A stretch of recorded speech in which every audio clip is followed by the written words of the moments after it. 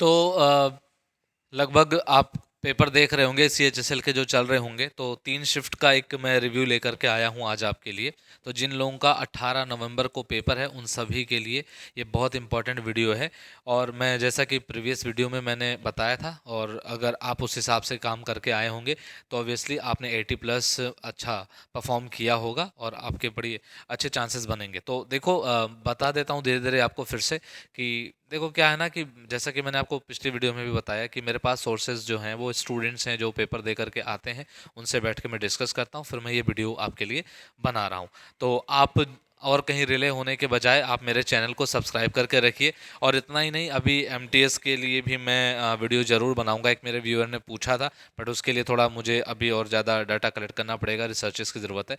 तो मैं सीएचएसएल के लिए आपको बता देता हूँ सबसे पहले, ठीक है। तो देख लो भाई, जिनका 18 नवंबर को पेपर है उनके लिए वीडियो काफ़ी ज़्यादा एकदम काम की होने वाली है, ठीक है। तो सभी शिफ्ट की अगर मैं बात करता हूँ तो देखो, परसेंटेज बेस्ड क्वेश्चन पूछे गए हैं। अब चूंकि प्रॉफिट लॉस परसेंटेज बेस पे है, परसेंटेज खुद परसेंटेज है, ठीक है। इसके अलावा परसेंटेज में सीआई एसआई भी आता है, लेकिन कुछ क्वेश्चंस ऐसे पूछे गए जो परसेंटेज बेस्ड थे। तो अगर आपका परसेंटेज ठीक है तो आप मान के चलो कि लगभग 3 से 4 क्वेश्चन आपके परसेंटेज बेस पे आपके सॉल्व हो जाएंगे, ठीक है। बात कर लेते हैं सीआई और एसआई की। तो मैथ्स में सीआई एसआई हर एक शिफ्ट में पूछा जा रहा है, ठीक है। और इनसे ठीक ठीक क्वेश्चन पूछे जा रहे हैं। अब आपको पता है कि जो सीआई के क्वेश्चन आते हैं वो ईजी होते हैं। ईजी इन द सेंस बहुत ज़्यादा होगा तो हल्का फुल्का लेंदी होता है, टफ नहीं होता, उसको हम टफ नहीं बोलते, उसको हम ईजी बोलते हैं, और वो लेंदी होता है हल्का फुल्का। लेकिन सीआई के कुछ क्वेश्चंस, कुछ बच्चों का कहना था कि सर सीआई के जो क्वेश्चंस आए वो थोड़े से मतलब उसमें कैलकुलेशन थी। तो ऑब्वियसली अगर सीआई के अच्छे लेवल का क्वेश्चन पूछ लिया जाएगा तो उसमें कैलकुलेशन की ज़रूरत पड़ती ही पड़ती है, ठीक है।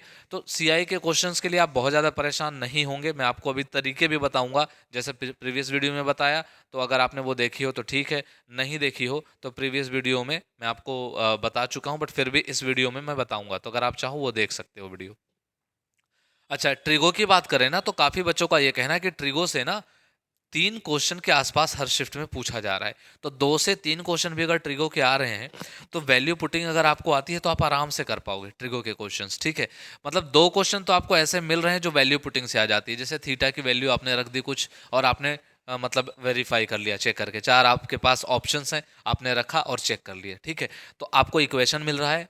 मैं तरीके बता दे रहा हूँ, एज इट इज क्वेश्चन बता पाना तो एसएससी ने मना कर रखा है। तो क्या हो रहा है कि जैसे मान लो एक इक्वेशन आ गया, इक्वेशन के बाद 4 आपको ऑप्शंस दे रखे हैं, ठीक है। तो हम क्या कर रहे हैं, मतलब अगर उसको उठा करके ऑप्शंस के थ्रू रख के ट्राई कर ले रहे हैं, या अपने मन से अगर थीटा की वैल्यू और मतलब इक्वेशन में भी सेटिस्फाई कर जा रही है, ऑप्शन में भी सेटिस्फाई कर जा रही है, तो ऐसे केस में क्या हो रहा है कि हम क्वेश्चन को आसानी से कर पा रहे हैं, रेदर देन कि हम उसको पूरा बैठ करके फॉर्मेट लिखें, पूरा कंसेप्ट लिखें, फिर उसको वन बाय स्टेप लिखें, तो टाइम टेकिंग हो जाएगा, है ना। तो वैसे आप कर पा रहे हो, तो 2 से 3 क्वेश्चन आपके जो हैं वो ट्रिगो में डुएबल हैं और ठीक ठीक क्वेश्चन आ रहे हैं। हाइट एंड डिस्टेंस से अगर मैं बताऊं तो कुछ बच्चों का कहना था कि सर हाइट एंड डिस्टेंस मतलब मॉडरेट लेवल का था। देखो, पेपर का हर दिन का शिफ्ट अलग अलग हो सकता है। अब जैसे बात यह कि 3 शिफ्ट होते हैं, ठीक है। तो अब 3 शिफ्ट में क्या है कि कुछ ऐसे शिफ्ट होंगे जिसमें हाइट एंड डिस्टेंस इजी आ रहा होगा, एक आध शिफ्ट ऐसे हैं जिसमें हाइट एंड डिस्टेंस के क्वेश्चन थोड़े से कैलकुलेटिव क्यों हो गए, क्योंकि डाटा ऐसा आ जाता है। कंसेप्ट तो नहीं बदलेंगे, हाइट एंड डिस्टेंस अगर आपको आती होगी तो आपको भी पता है कि कंसेप्ट तो नहीं बदलेंगे। मेन क्या है, एक राइट एंगल ट्राइंगल है, उसी के बेस पर वो बनाते हैं। अभी राइट एंगल ट्राइंगल में क्या करते हैं, अलग अलग एंगल कर देंगे, वो क्वेश्चन बदल जाएगा, ठीक है। कभी मतलब पिलर के ऊपर कुछ बना देंगे, मीनार के ऊपर बना देंगे, ठीक है। तो वहां से क्या हो जा रहा है ना कि वहां से क्वेश्चंस में वैरायटीज तो वही है, 3 4 आपके पास ऑप्शंस होंगे, ठीक है। और हाँ, अगर आपने हाइट एंड डिस्टेंस मतलब पढ़ी है लेकिन आपको एक क्विक रिवीजन की ज़रूरत है, तो मैं आपको बता देता हूँ। भूतेश भूतेश सर की वीडियो पड़ी होगी, आप चाहो तो वहाँ से रिवाइज कर सकते हो, ठीक है।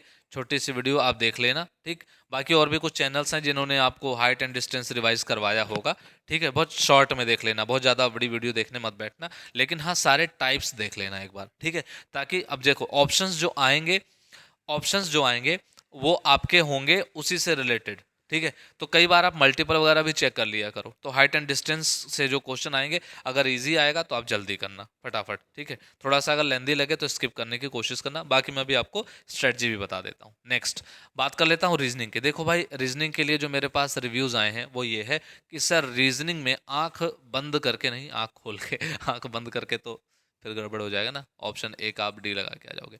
उसमें क्या है कि 20 से 22 क्वेश्चन एकदम डुएबल है, जिसमें लेंदी बिल्कुल कुछ नहीं है, ठीक है। लेकिन 3 क्वेश्चन आपको ऐसे मिल रहे हैं, मैंने पिछले वीडियो में भी वो बताया था, क्योंकि एज इट इज चीजें मेरे पास रिव्यू में आई थी।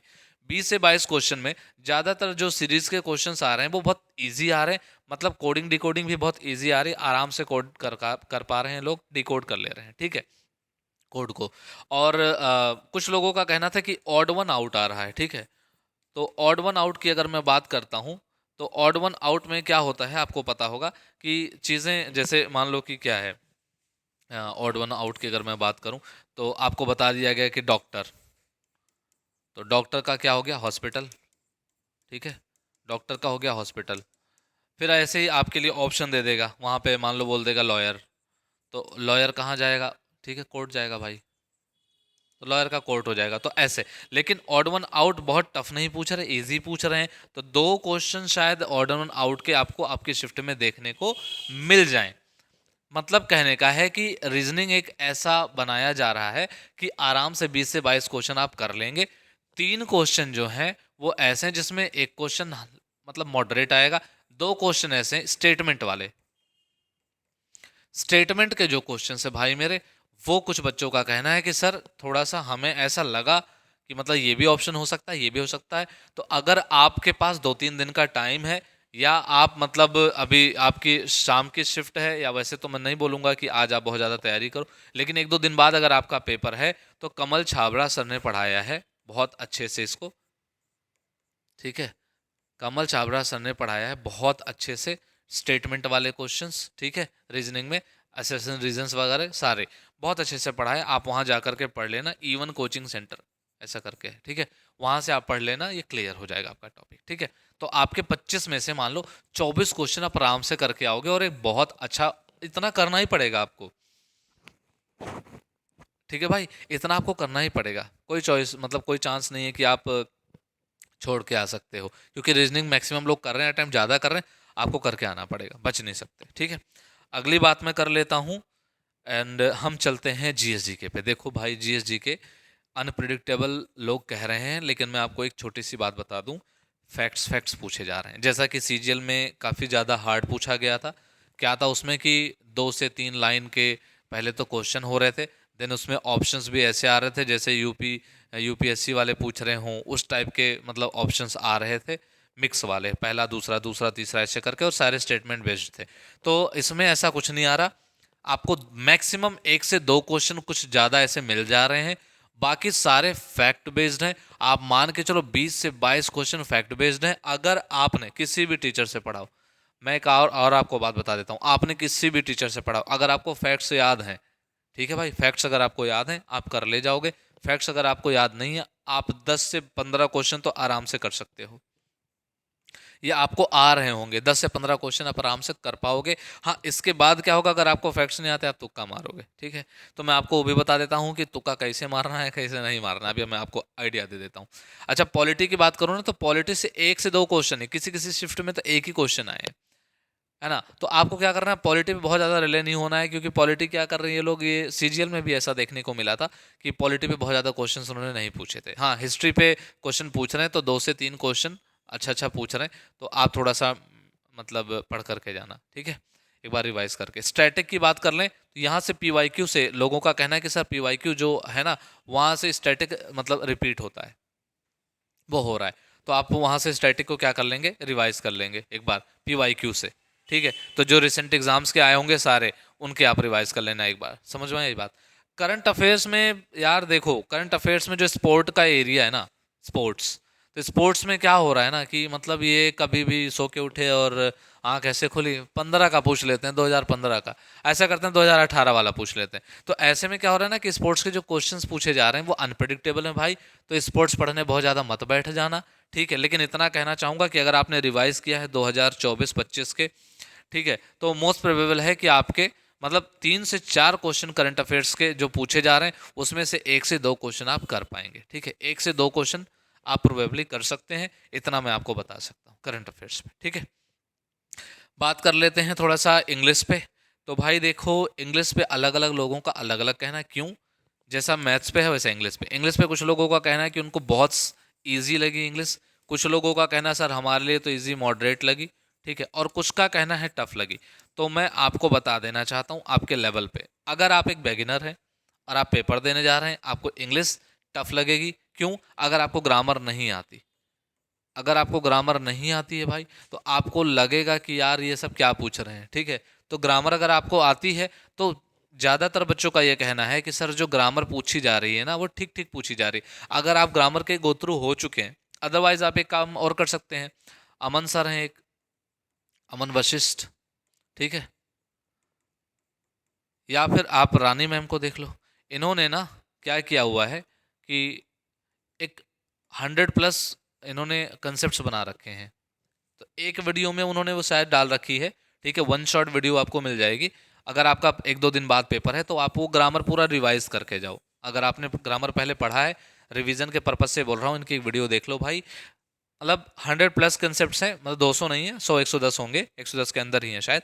तो वो अगर आप रिवाइज कर लोगे तो कंप्लीट ग्रामर आपका रिवाइज हो जाएगा एक तरीके से, और सारे इंपॉर्टेंट पॉइंट्स हैं। तो आप ये मान के चलो जितना बढ़िया ग्रामर वो पूछ सकते हो उतना बढ़िया ग्रामर इसमें आपको मिल जाएगी, ठीक है। बाकी बता देता हूँ, कुछ लोगों को इजी इसलिए लग रहा है क्योंकि वो भाई देखो वो सीजीएल का पेपर दे करके आए हैं। सीजीएल के पेपर में इंग्लिश बहुत टफ आई थी, इसके मुकाबले सीएचएसएल में इंग्लिश इतनी ज़्यादा टफ नहीं आ रही है, ठीक है, तो वो उनको इजी लग रही होगी। दूसरी बात, मॉडरेट किसको लग रहा है? मॉडरेट उनको लग रहा है जिनका शायद सेकंड या थर्ड अटैम्प्ट है, जिन्होंने इंग्लिश पे ठीक ठीक काम किया हुआ है लेकिन बहुत ज़्यादा डीप नॉलेज उनको नहीं, उन्हें मॉडरेट लगेगी। क्यों? क्योंकि अगर एंटोनिम सिनोनिम वगैरह अगर देखा जाए तो कुछ बच्चों का कहना वो पीवाईक्यू से आ रहा है, मतलब चाहे सिनोनिम्स है चाहे एंटोनिम्स है, इवन वन वर्ड भी जो है वो भी ब्लैक बुक से पूछा जा रहा है, वन वर्ड सब्स्टिट्यूशन हो गया, ठीक है, और इसके अलावा इडियम्स भी, ठीक है। तो ये सारे बच्चे से एक मतलब बच्चा है, मैंने उससे बात करी थी तो उसने इस बारे में जानकारी मुझे दी है, ठीक है।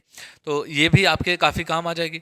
और टफ किसको लग रहा है? जिसको नहीं आएगा उसको टफ ही लगेगा, कुछ भी हो, चाहे सारे सब्जेक्ट्स उसको टफ ही लगता है, उसको नहीं आएगा तो वो सोचेगा कि टफ बना दिया है हमारे लिए, ठीक है। समझ में आ गई बात? तो ये पूरा रहा आपका, मैंने आपको समझा दिया। अब मैं एक सेफर साइड आपको बता देता हूँ कि कितने अटैम्प्ट्स आपको करने चाहिए, ठीक है।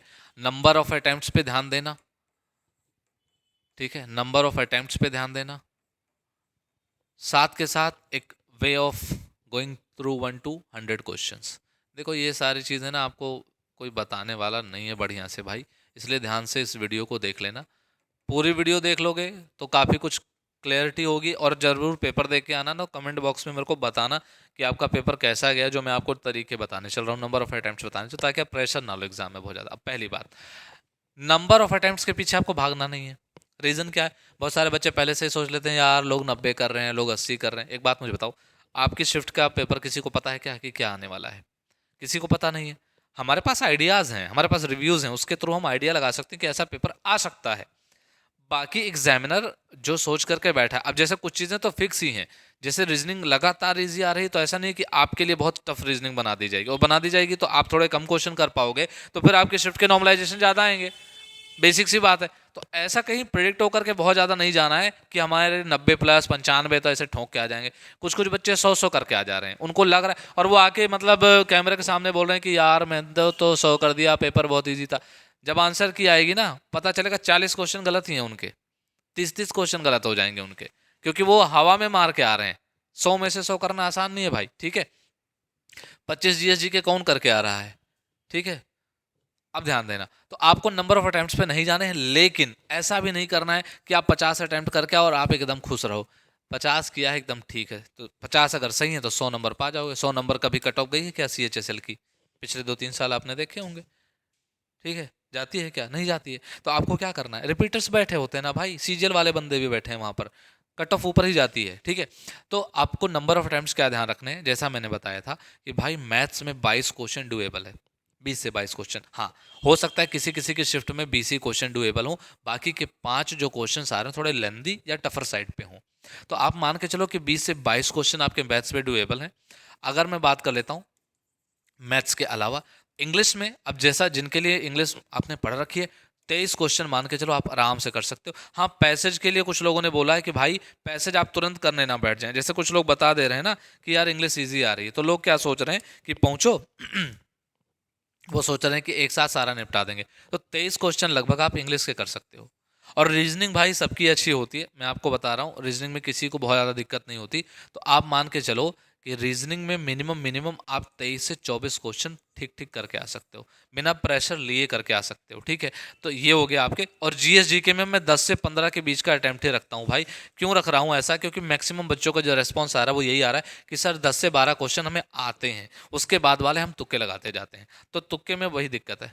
तो 1 to 100 कैसे जाना है ये भी मैं आपको बता देता हूँ, सेकंड टिप, और यहाँ पे आप ध्यान देना। तो आपके कितने अटेम्प्ट्स हो जाएंगे? मान के चलो आपने 22 कर दिए मैथ्स में, आपने 23 कर दिए इंग्लिश में, आपने 24 क्वेश्चन लगभग कर दिए रीजनिंग में, और ऐसे ही मैं मान के चल रहा हूँ 11 क्वेश्चन, एक मतलब एवरेज ले रहा हूँ, मान लो एवरेज क्या है वैसे, ठीक है। मैं आपको एक सेफर साइड में लेके चल रहा हूँ कि बहुत नीचे भी नहीं और बहुत ऊपर भी नहीं। 11 क्वेश्चन आपको जीएस जीके के करने ही पड़ेंगे।